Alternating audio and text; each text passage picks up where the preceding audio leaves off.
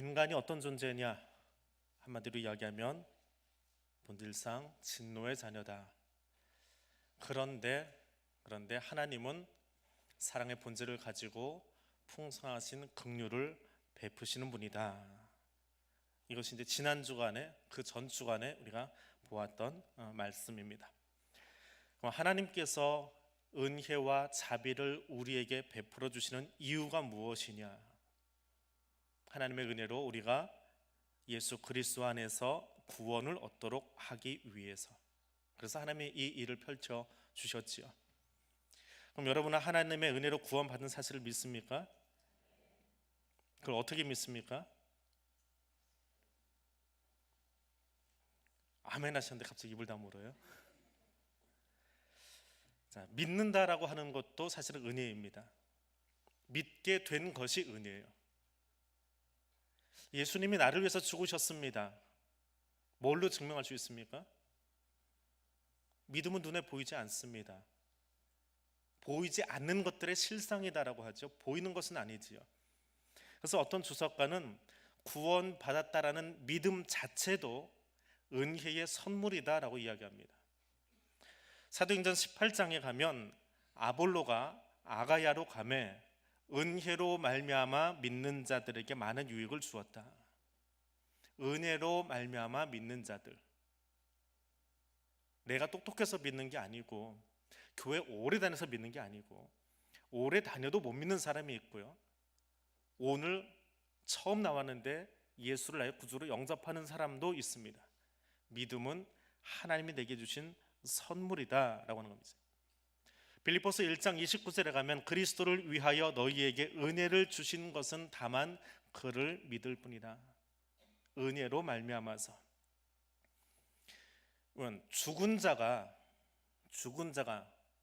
어떤 사실을 인지하고 혹은 알고 믿을 수 있습니까?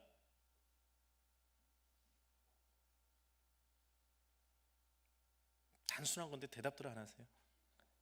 죽어있는 시체가 주변에서 일어나는 상황들에 대해서 인지하고 느끼고 경험하고 믿습니다라고 말할 수 있어요?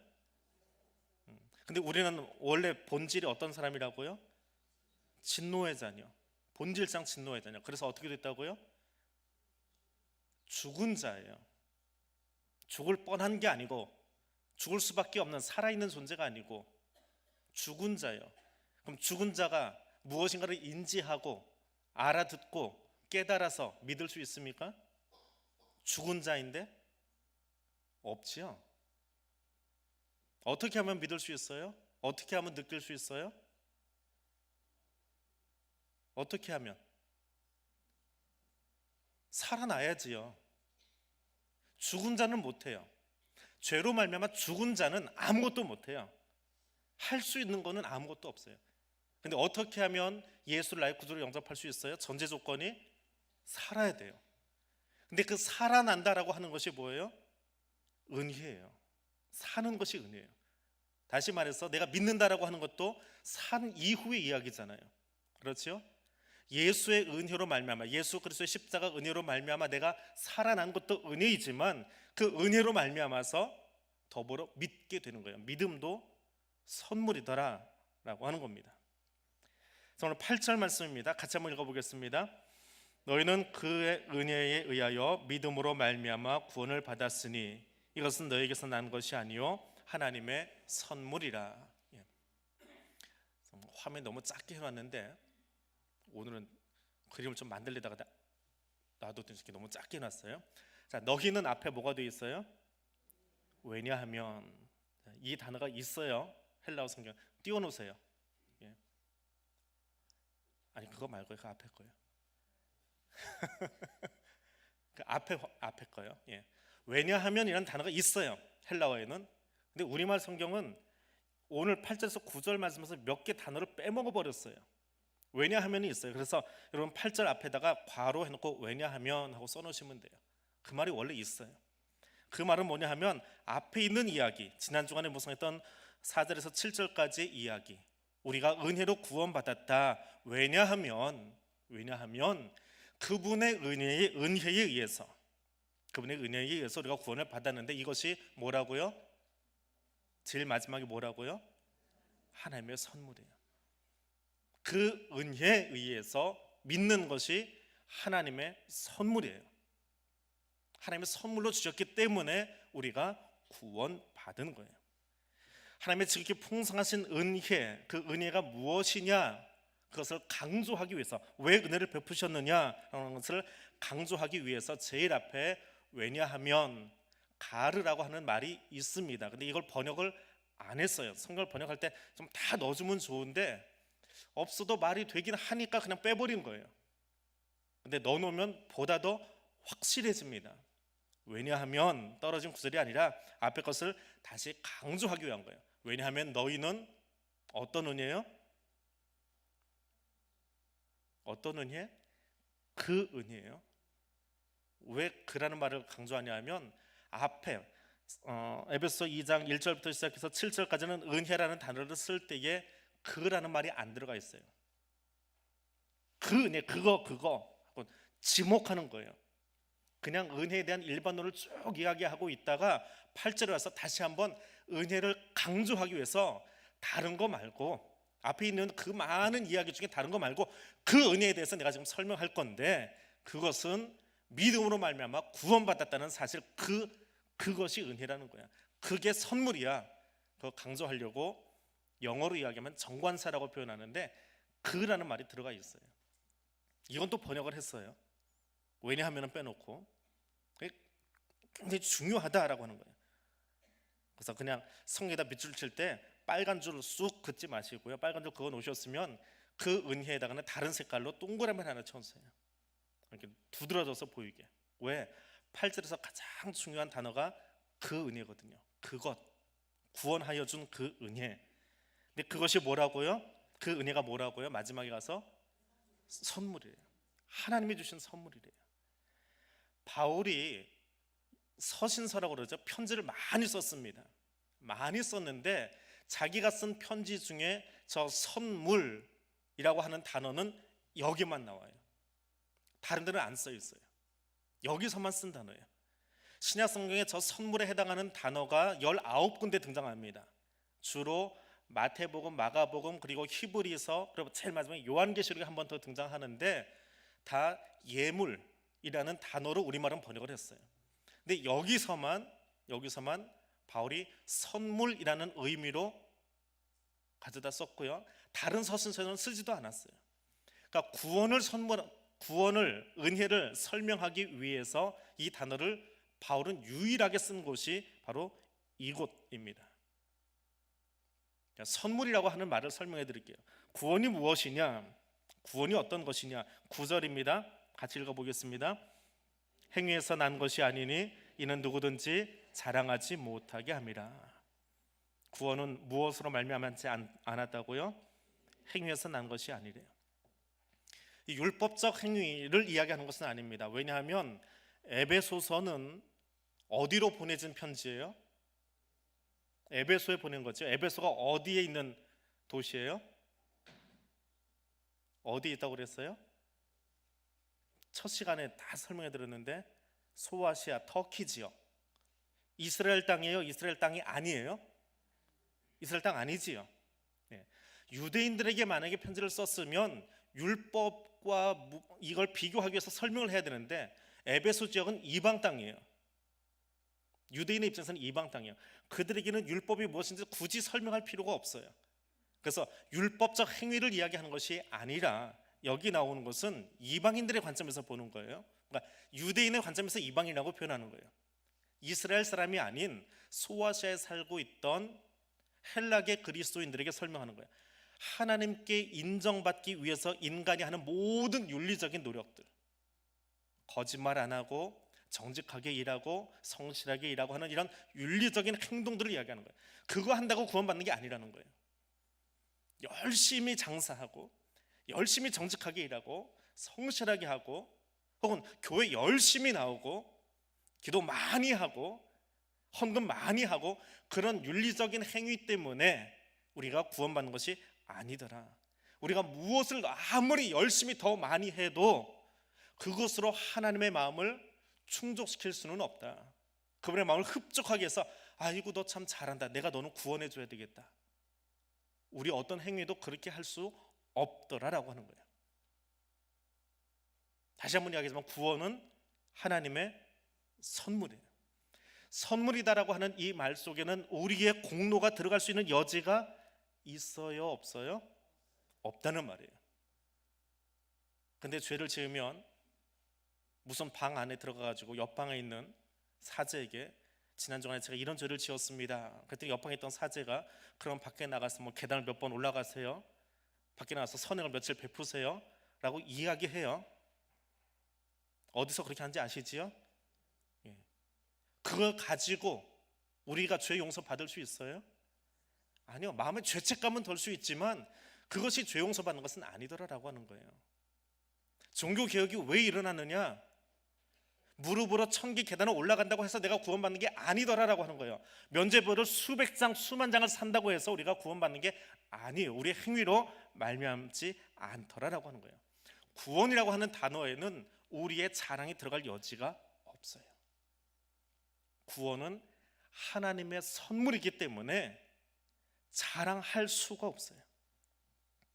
은혜 받은 것 자랑하고, 종교 행위 자랑하고, 기도 많이 한 것 자랑하고, 예배 잘 드리는 것 자랑하고, 믿음 뛰어난 것 자랑하고, 아니요, 자랑할 게 없어요.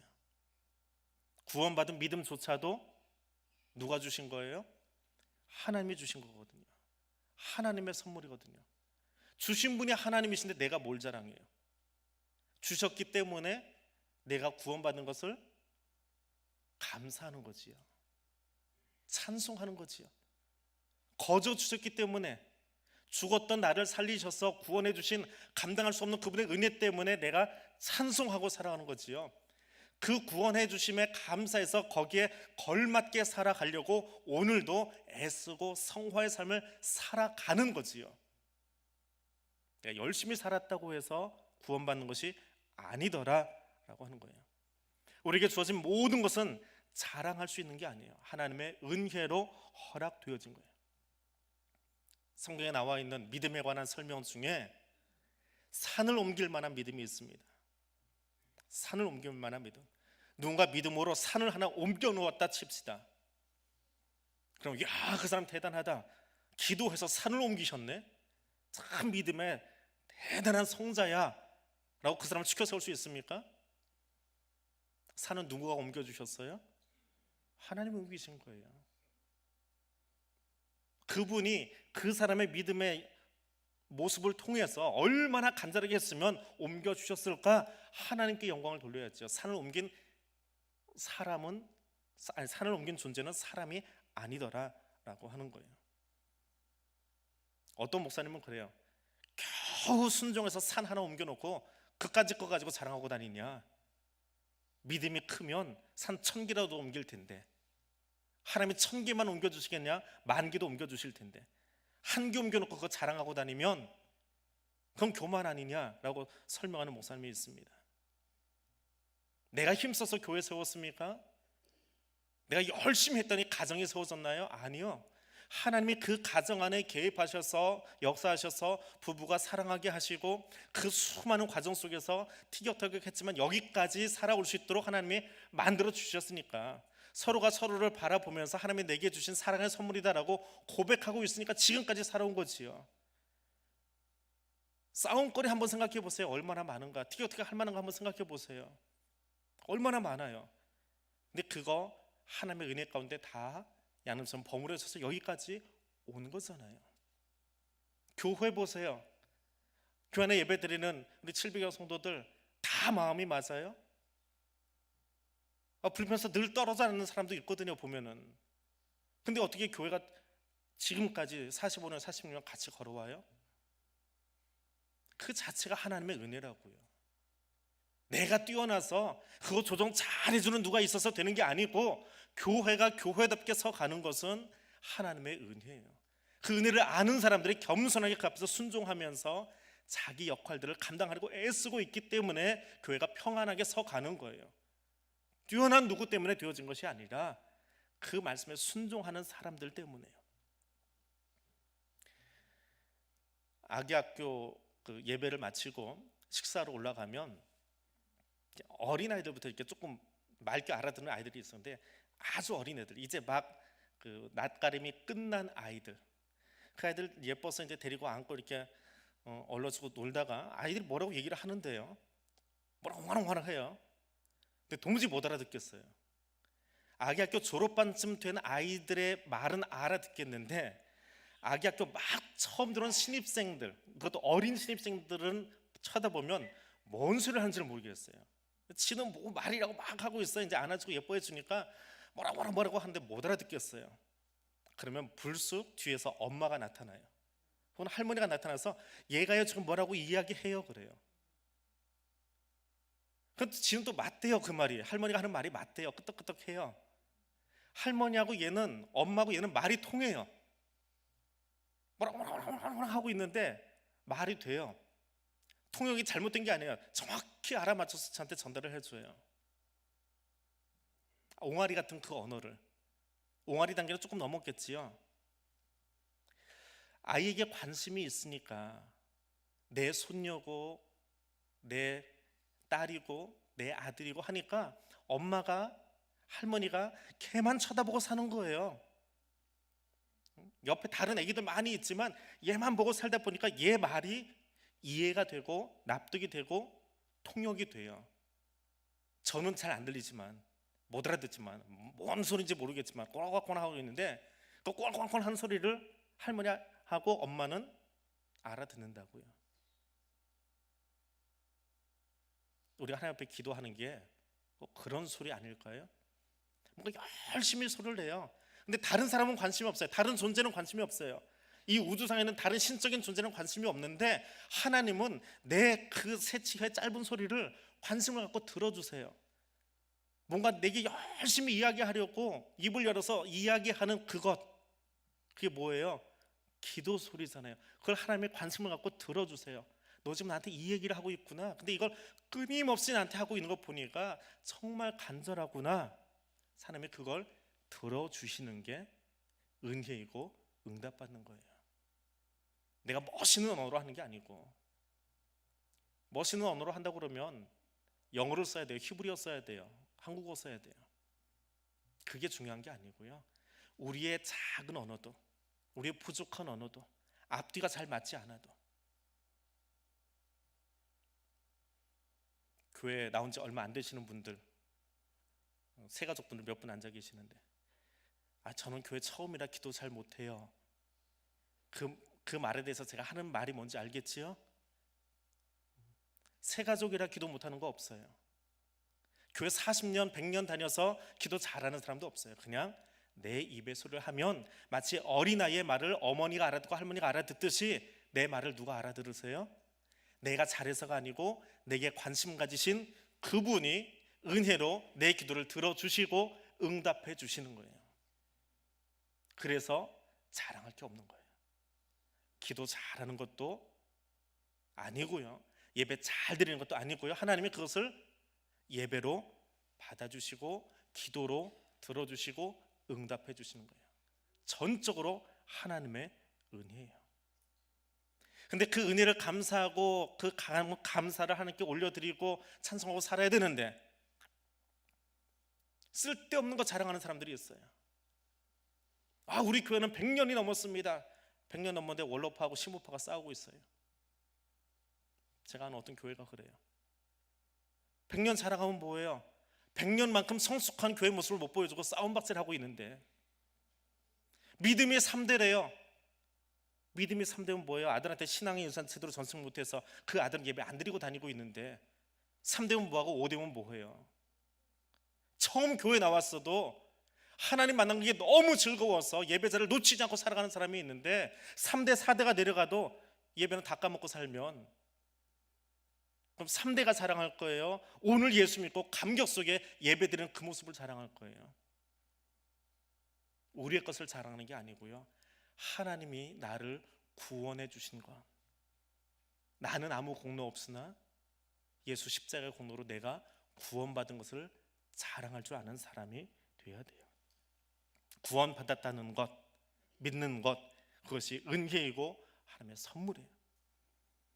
그럼 이 큰 선물을, 말도 안 되는 이 선물을 왜 주셨을까요? 10절입니다. 화면에 있는 것으로 같이 읽겠습니다. 10절 말씀입니다. 왜냐하면 우리는 그가 만드신 바라 그리스도 예수 안에서 선한 일을 위하여 지으심을 받은 자니 이 일은 하나님이 전에 예비하사 우리로 그 가운데서 행하게 하려 하심이니라. 왜 이 은혜를 베푸셨느냐? 10절 앞에도 가르가 있어요. 왜냐하면이라는 단어가 있어요. 그 번역도 안 했어요. 자꾸 안 해요. 너무 간단한 단어라 그런지. 왜 하나님이 이 놀라운 은혜를 베푸셨느냐? 선한 일을 위해서. 선한 일을 위해서 하나님이 우리를 구원하셨대요. 누구도 자랑할 수 없는데, 왜냐하면 우리의 삶에 대해서, 우리의 생에 대해서 누구도 자랑할 수 없는데, 왜냐하면 은혜로 구원받은 그리스도인인 우리가 그리스도 예수 안에서 선한 일을 위해서 예수 안에서 새롭게 지음받은 존재이기 때문에 그래요. 인간은 본질상 진노의 자네요. 근데 예수 그리스도의 십자가로 말미암아서 우리는 재창조되어진 존재예요. 이것이 바울이 에베소서를 통해서 우리에게 가르쳐주는 우리의 존재예요. 본질상 진노의 자녀인데 십자가 은혜로 새롭게 창조되어진 거예요. 고린도서에서는 그거를 새로운 피조물이다라고 이야기해요. 새로운 피조물이에요. 옛날 구닥다리 망가진, 찌그러진, 하나님 형상에 찌그러진 그 모습이 아니라 새롭게 빚어진 피조물이에요. 근데 왜 이렇게 하나님이 새롭게 빚으셨느냐? 왜 만드셨느냐? 선한 일을 위해서. 선한 일을 위해서 하나님이 만드셨대요. 포이에마라는 단어를 써요. 그의 예술작품이다. 하나님이 예술작품으로 만드셨어요. 대충 만드신 게 아니고요, 예술작품으로, 걸작품으로 만드셨대요. 찌그러지고 깨지고 아담의 죄로 말미암아서 찌그러지고 망가져버린 우리의 모습을 다시 손 보셔서 완벽하게 걸작품으로 만드셨대요. 이게 포이에마예요. 포이에마라고 하는 출판사도 있는데요, 하나님의 새 창조, 재창조에 의해서 생겨난 존재, 그것이 지금 구원받은 우리의 모습이에요. 그것이 그리스도 안에서 창조되어야 돼요. 그리스도 안에서, 따로 어디 구석에서 쪼물딱쪼물딱해서 된 것이 아니고 예수 그리스도의 십자가 사건 안에서 우리를 새롭게 만드셨대요. 무엇 때문에?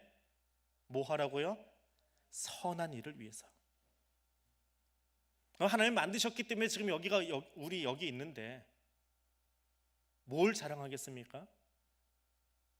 뭐 얼마나 잘했다고 내가 여기 으쓱거리고 교만하게 다닐 수 있겠어요? 우리가 교만할 수 있는 모든 여지를 다 막아버리는 말이 우리는 새 피조물이라는 거예요. 내가 뚝딱뚝딱 만들고 내가 좀 운동해서 몸 만들어가지고 그거는 자랑할 수 있지요. 내가 운동 열심히 해가지고 내가 근육이 있어야 자랑할 수 있지만 구원의 문제에 있어서만큼은 내가 한 것이 아무것도 없다는 거예요. 다 누가 하신 거예요? 하나님이 새롭게 만들어주신 거예요. 그래서 저는 구원의 문제에 있어서는, 은혜라고 하는 단어에 있어서는 우리의 공로, 내 자랑할 수 있는 것이 아무것도 없어요. 성령 하나님은 우리 안에서 계속해서 그 선한 일이 일어나도록 지금도 일하고 계세요. 그래서 그리스도를 닮은 성도들에게서 공통적으로 나타나는 일이 무엇이냐? 그 선한 일이에요. 성령의 열매예요. 예수를 구주로 고백하는 사람들에게서는 공통적으로 나타나는 모습이 있어요. 세상 사는 거는 조금 다른 모습으로, 다른 자리에서 다른 지위를 가지고 살아가는지 모르겠지만 예수 믿노라 하는 삶의 열매 속에서는 공통점이 하나 있는데 성령의 열매를 맺어가는 거예요. 그게 선한 일이에요. 그리고 선한 일 주셔도 이미 하나님 안에서 예비되어졌던 거예요.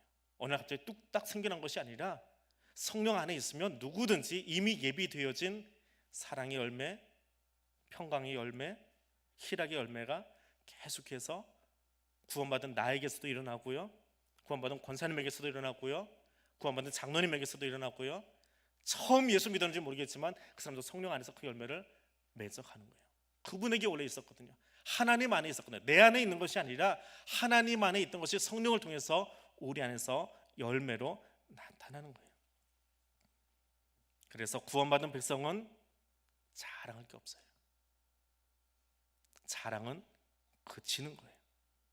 내 스스로 된 것이 아무것도 없기 때문에 자기 자랑하고 자기 모습 내보이고 죽어서 이름 석자 남기고 하는 세상의 모습이 아니라 십자가만 자랑하고 구원받음을 감사하고 믿게 된 것을 감사하고 함께 예배드리게 된 것을 감사하고 바울이 고백하는 것처럼 나의 나된 것은 오직 주의 은혜입니다라고 고백하는 삶을 살아가게 되는 거예요. 오늘 8절에서 10절까지의 말씀을 한마디로 이야기한다면 그리스도인은 무엇이냐? 은혜를 알기 때문에 자기 자랑 그치는 사람이에요. 자기 자랑 그치는 사람. 은혜가 뭔지 모르면 다 내 삶의 열매예요. 내가 이렇게 열심히 살아서 그 가난했던 집안을 일으켰고요, 내가 열심히 가르쳐서 우리 아이들이 성공했고요, 내가 열심히 살아왔기 때문에 이만큼 산 거예요. 우리가 열심히 이뤘기 때문에 교회가 이만큼 이루어진 거예요. 다 내 자랑이지요. 근데 은혜를 아는 사람은 내 아이가 잘 된 것도, 우리 가정이 잘 된 것도, 우리 교회가 이렇게 서 있는 것도 하나님의 은혜예요. 근데 뭘 자랑해요? 십자가에다 뭘 못 박으면 될까요? 자기 자랑하는 거 못 박아버리면 돼요. 그 뭐가 살아나면 돼요? 하나님의 은혜에 감사하는 감사가 살아나면 돼요. 모든 것이 주의 은혜입니다라고 말하면서 살 수 있는 존재, 이것이 새로운 피조물, 포이에마, 걸작품이에요. 진짜 하나님 앞에 걸작품은 무엇이냐? 예배 잘 드리는 것, 기도 많이 하는 것이 아니라 어떤 존재예요? 은혜를 알고 감사하는 존재. 감사가 넘치다 보니까 하나님 앞에 나올 수밖에 없어요. 감사할 제목이 너무 많아서 주님 앞에 나와서 예배 드릴 수밖에 없어요. 감사할 게 너무 많아서 입만 열면 하나님 앞에 대화하며 기도할 수밖에 없는 거예요. 그건 당연한 거예요. 많이 하는 게 자랑거리가 아니라 당연하게 하나님하고 하는 거예요. 당연하게 그분과의 삶을 사는 거예요. 예배는 삶이에요. 예배는 삶이에요. 일주일에 한 번 여기 나와서 드리는 것이 예배가 아니라 그리스도인은 예배가 곧 삶이에요.